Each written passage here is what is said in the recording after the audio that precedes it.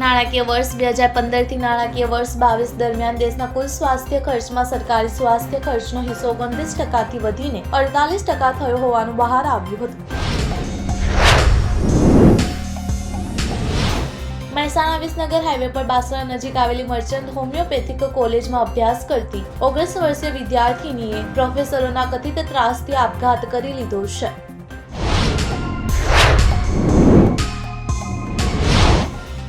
રાષ્ટ્રપતિના સંબોધન પર ટિપ્પણી કરતા કોંગ્રેસના પૂર્વ અધ્યક્ષ સોનિયા ગાંધીએ તેમને પૂર લેડી ગણાવી હતી. આ સાથે રાષ્ટ્રપતિ ખૂબ થાકી ગયા છે તેવું પણ જણાવ્યું હતું.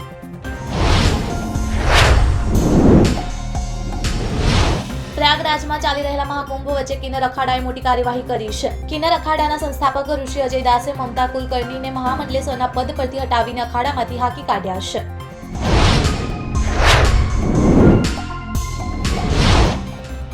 આજથી સંસદનું બજેટ સત્ર શરૂ થઈ રહ્યું છે. વડાપ્રધાન નરેન્દ્ર મોદીએ કહ્યું છે કે બજેટ સત્ર પહેલા હું ધન અને સમૃદ્ધિની દેવી લક્ષ્મીજીને નમન કરું છું.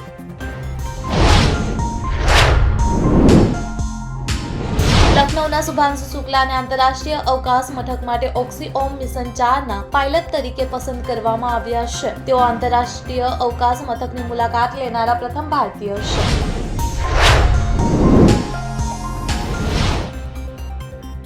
રણજી ટ્રોફીમાં વિરાટ કોહલી કંઈ ખાસ કરી શક્યો નહીં અને 6 રન બનાવીને રેલવેના ફાસ્ટ બોલર હિમાંશુ સંઘવાએ તેની વિકેટ લઈ લીધી હતી.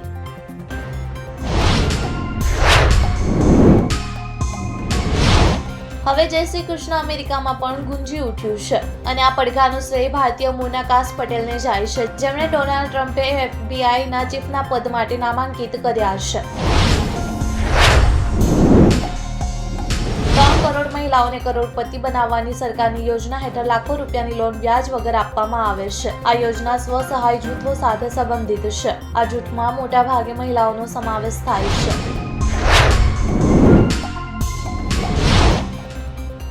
શાહિદ કપૂર અને પૂજા હેગડેની ફિલ્મ દેવા મોટા પડદા પર રિલીઝ થઈ ગઈ છે. આ ફિલ્મમાં શાહિદ કપૂર એક પોલીસ અધિકારીની ભૂમિકા ભજવી રહ્યો છે.